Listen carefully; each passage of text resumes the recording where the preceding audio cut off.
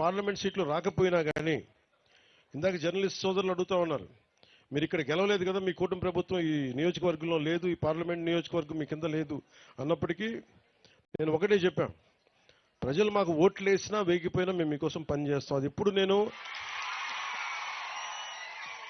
మీరు ఓట్ల కోసం మేము చేయలేం. ఈ రోజున ఇదే 105, 103 కోట్లు కనుక పెడితే దీనికి మొత్తం కలిపి 4,000 మంది లబ్ధి పొందుతారు, అంతే కదా.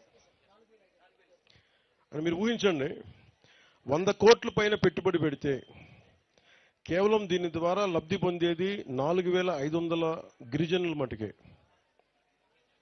కానీ మేము ఎలా చూస్తున్నాం అంటే దీన్ని ఇక్కడ ఓట్లు వేయలేదు.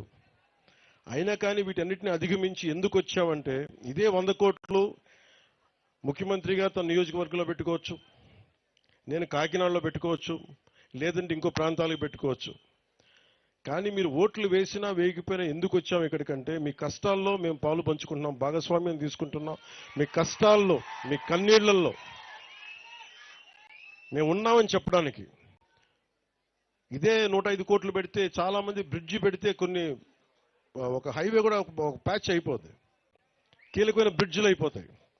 కానీ వాటన్నిటిని దాటి ఎందుకు పెట్టామంటే మీ కష్టాల్లో మేము ఉన్నాం. మీరు ఓట్లు గత ప్రభుత్వంలో ఆ పార్టీకి వేసినా కానీ మేము మనసు పెట్టి ఇక్కడికి వచ్చాం, మేము మీకు నిలబడతాం, ఆసరాగా ఉంటామని తెలియజేయడానికి ఇన్ని ప్రాజెక్టులు, ఈ రోజున ఇన్ని రోడ్ ప్రాజెక్టులు మీకోసం పెట్టాం.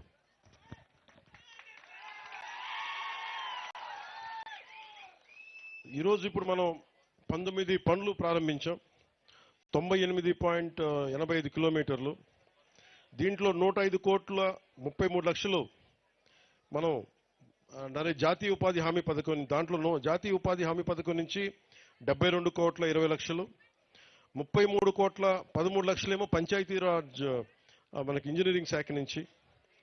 వీటికి లబ్ధి పొందేది 72 గ్రామాలు, జనాభా 4,369 మంది. సరిగ్గా చెప్పాలంటే అనంతగిరి మండలం పినకోట గ్రామ పంచాయతీ గుమ్మంతి గ్రామం నుండి రాచకిల్లం గ్రామం మీదుగా రెడ్డిపాలెం గ్రామానికి పంచాయతీరాజ్ నిధులతోటి 5.5 కిలోమీటర్ల మేరకు 5.86 కోట్ల అంచనాతోటి తారు రోడ్డు నిర్మాణానికి పంచాయతీరాజ్ ఇంజనీరింగ్ విభాగం ద్వారా పనులు చేయడానికి ఈ రోజున శంకుస్థాపన చేశాం. దీనివల్ల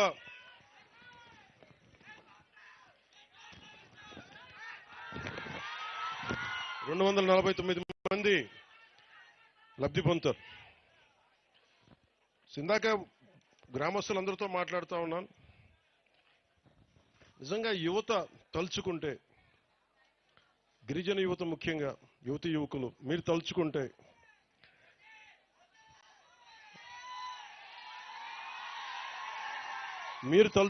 మార్పు వస్తుంది.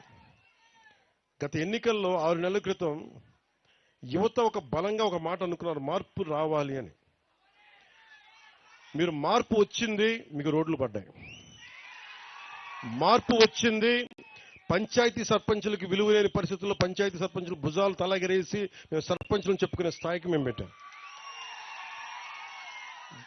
మొన్న ముఖ్యమంత్రి గారి దృష్టికి ఇదే తీసుకెళ్లాను.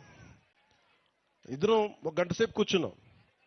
గంట సేపు కూర్చొని మాట్లాడింది, మేము కూర్చొని వేరే ఏం మాట్లాడాలి, నేను మాట్లాడిందల్లా గిరిజన ప్రజల స్థితిగతుల గురించే మాట్లాడాను. మీకు ఆదాయం ఎలా పెరగాలి, రోడ్లు కనెక్టివిటీ ఎలా ఉండాలి, నీటి అవసరాలు ఎలా తీర్చాలి, కరెంట్లు ఎలా ఉంది, అలాగే అంగన్వాడీ కేంద్రాలు సరిగ్గా ఉన్నాయా, వాటి రిపేర్లు చేయాలా అని ఇవే మాట్లాడుకొని ప్రధానమంత్రి గారు వచ్చాక ఇలాంటి ఇలాంటి పాలసీల కింద ఇంతకు ముందు 250 ఉంటే కానీ రోడ్లు పడేవి కావు. ప్రధానమంత్రి గారు వచ్చాక కనీసం 100 మంది ఉంటే చాలు రోడ్డు వేసేయమని చెప్పారు. ఆ పథకం కింద కొన్ని రోడ్లు.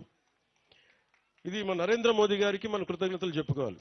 ఆయన సంకల్పం, అది ఆయన మహాసంకల్పం. అలాగే ముఖ్యమంత్రి గారి దృష్టికి తీసుకెళ్లారు.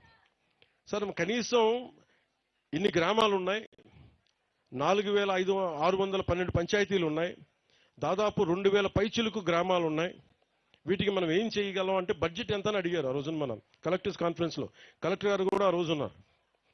అడిగినప్పుడు ఒకటే చెప్పారు, కనీసం 2,869 కోట్ల రూపాయలు ఖర్చు అవుద్ది ఈ గ్రామాలన్నీ కలపడానికి. కానీ లబ్ధి చేకూరేది మటు చాలా తక్కువ మందికి. ప్రజలు చిక్కగా ఒక చోట ఉండరు కాబట్టి. అయినా కానీ ఆయన ఏం చెప్పారంటే కనీసం మనం ముందు వీటితో ప్రారంభిద్దాం, తర్వాత ఒక్కొక్క విడతగా ఒక్కొక్క సంవత్సరానికి 350 కోట్ల చొప్పున దీనికి పెట్టుబడి పెడదాం. అలాగే మిగతా డబ్బు కేంద్ర ప్రభుత్వం నరేంద్ర మోదీ గారి నాయకత్వంలో కేంద్ర